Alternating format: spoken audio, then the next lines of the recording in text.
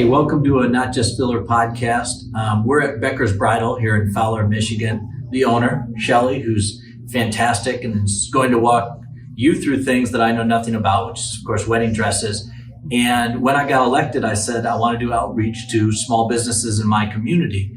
And of course, Becker's Bridal is, international. People come from all over to get their dresses here. It's become an unbelievable production. It's expanded. Shelly's going to tell you a little bit about it and about just what buying a dress looks like now in 2021 for your wedding. So maybe you can just give us the history of Becker's Bridal quickly, and then how you've taken over, and that's the background. For sure. Thanks for coming in. This is great fun and huge honor. So yeah, we got lots of great stories to tell and a lineage that we're proud of. Yeah. That's going through. I'm like fifth generation, so my daughter who's buying me out is sixth generation. But history-wise, it started out back in the 30s and 40s as a general store. And then my grandma went to Chicago to buy her goods, fabrics and whatnot that she puts in her store. And one of the other business owners in Fowler says, hey, I think they make wedding dresses now that are white in color. Back in the day, they just made another dress out of a pink or a peach fabric. So, which is interesting, or blue was big.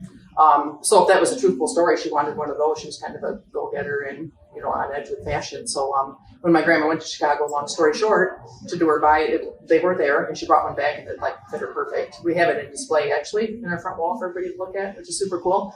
And so the rest was history. Word got around, and for the year, as the year passed, other ladies in town said, hey, I want one too, like Helen had. So when she went to her next buy, which was a year later, she said, I'm just going to bring back 6 and put them in my store, in the general store. So she had cheese wheels, pickle barrels, and her actual wedding dresses in the general store. Isn't that cool? You've been selling dresses for almost 100 years, not you specifically, but the family. And so, what does buying a wedding dress look like in 2020? How has it changed in the last 10 years? Because I assume you want to be ahead of the curve. You want to be cutting edge. I go to international markets that are usually held in California, Chicago, Tennessee, twice a year, and we pick them. Oh. It's interesting because it's a great thing to actually go and see them in real and touch them side by side, and to see all of the manufacturers side by side to do the comparison of where the best value is for the laces, which are completely different in pictures, gives us that edge of, hey, I can bring back the best thing that I want my bride to be in, representation of it, the best for her, and not break the bank getting married. You can find beautiful wedding dresses with the laces and the details that are very, very economical and affordable. Maybe you need to walk us through like a specific dress, but again, I'm a guy, I don't really have any experience with what's a good dress or not. Sometimes we're very simple where you look nice, honey, you look great. And that's all we want. Sometimes we don't know all the details, but walk us through. This is just a dress that you pulled off the rack. Yeah, so. This one we just pulled just for example's sake, but it's current day. Not trendy, not dated ever. If you look back in your wedding photos, which is what most brides want, they don't want to look like, hey, I look like the 80s or I look like the 90s. You know how when you look back on photos, right? But there's a great representation, and there's a great variety of dresses that are undertones. So the laces can pop like this. And a lot of these gowns can be purchased for under like $1,500. Really? Long trains. You can see the beading. I don't know if it shows up as well, but when it hits the sunlight and her photography flash is just amazing. So for the value, she feels like she's wearing a Gali Lahab or top designers that people are finding on Pinterest and so forth. Yeah. But think in their mind, I can't have that. It's way out of my range, but you can. Okay, I'm going to hold this up. I'm going to hold this up just a little bit. Again, not knowing anything about dresses, but we're going to... You're a little fragile, not as fragile as they look sometimes, but there we go. Now, how do you get the word out? Pinterest, Instagram, people saying, if I go to Fowler, I can really find exactly what I'm looking for and have a bunch of options. Word of mouth is still our best mainstay, and we love keeping everybody happy. We have a lot of multi-generational families that still come through, but now present day, with social media being such a huge present, right, for any product, I feel we have a great coverage on that, of always showing the story and the emotion behind in our Facebook and Instagram, that the brides can see themselves real time as opposed to using manufactured shots. Sure. So they get the real visual. I can see myself in that. Tell me the concept of the magic room. I know it's kind of famous for whatever reason. Is that something you created? Is that just something that happened organically? Or? It evolved organically. It was through my area of being here. I've been here 40 some years, but the interesting part for me is to always see the next changes coming along and what can I always do to stay ahead of the game.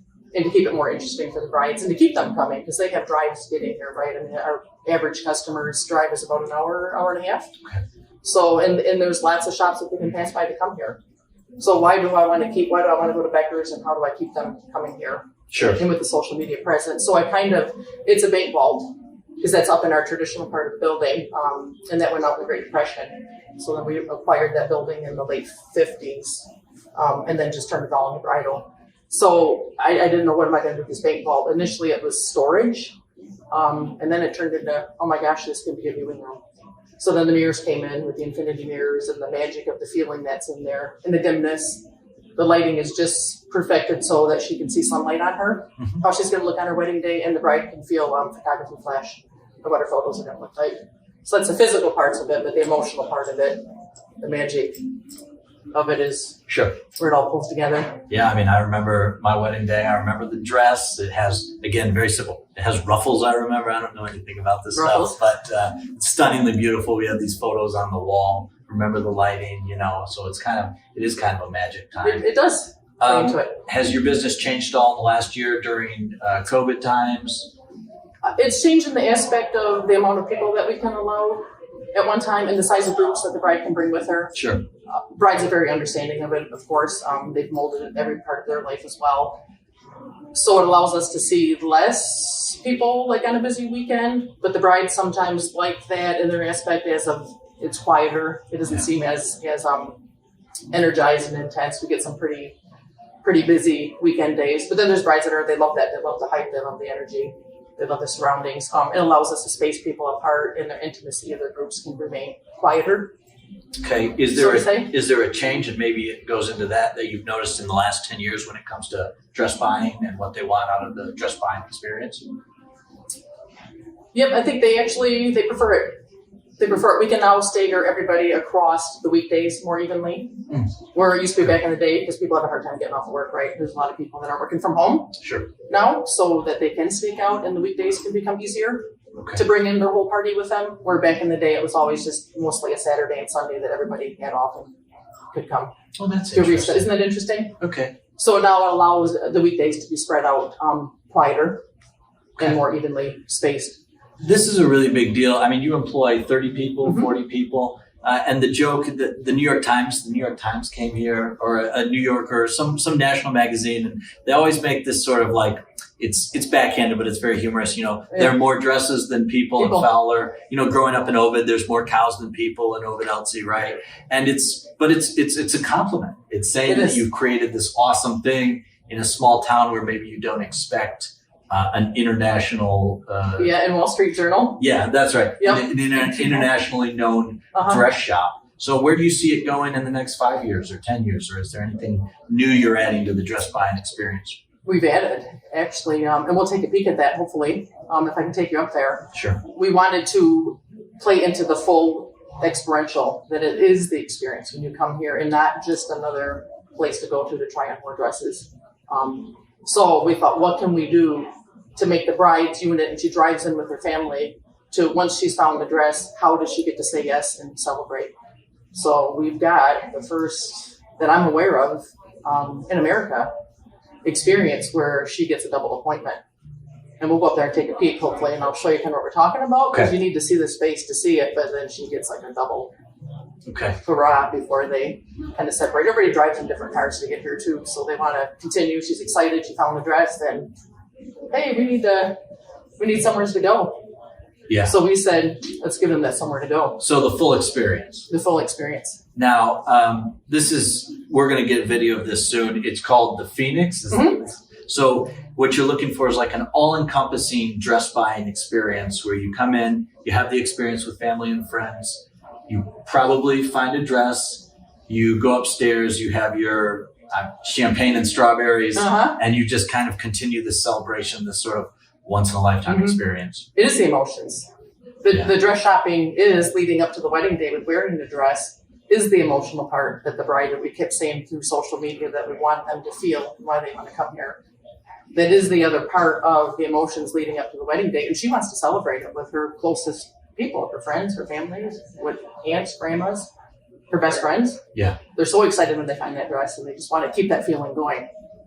So we thought, oh, how do we give them that? When you come in here, the energy is just very interesting. There's some individual with family trying on a dress over there, and found myself rooting for her. I like the dress a lot, So, all right. So Shelly's going to take us up to the Phoenix, and we're going to shoot a little more up there and just continue learning about this awesome small business in Fowler. All right. So we mentioned on the first half of the podcast that Becker's Bridal has something called the Phoenix, which is sort of the finishing touches upon your dress buying experience. And so, Shelly, this is a new creation. I don't even think it's been opened, but will be soon. And you finish buying the dress. You've got your family here, and then so we're gonna do a walking, moving shot. But we're going upstairs. And you can see the magic continues. Yeah, so on the roof, sorry, you can tell us about, because I've never seen anything like this in my life. So the intention was for the bride just to be completely wowed, to continue the experience, to be completely Instagrammable for her photos and her dress shopping experience. So we wanted to create this. I kind of fell into a different world, so to say, kind of Alice in Wonderland inspired, where she just feels like, oh my gosh. And the girls that we brought up so far that come up around the corner just literally take a step back and say, whoa, can I be up here? Yeah, I get real Gatsby vibes. I mean, this is just, it's like you're transported into a different world. So we wanted to create, I've said yes, I want to continue. I want to celebrate. We've got celebration platters and packages, actually is what they're called. So it's their choice of champagne. Actually, it's a top shelf champagne. Rural fancy, everything served in crystals and really decorative salad bowls. And they can sit up here and choose from a real light menu. Soup, salads if they're hungry, depending on the time of the day, but for sure. Full bar, went and achieved a liquor license to extend the experience so that she can pick what she wants. And she can hang out here for another hour on top of her hour and a half that she gets for dress shopping. So they get like double appointment, double experience. And this is where we were talking about, where she gets to continue the rest of the emotions and the partaking and the family part of it, the aspect. She's so excited, and now just a chance for her to sit and enjoy that. Yeah, this is exceptional. When I walked in, I just had no idea.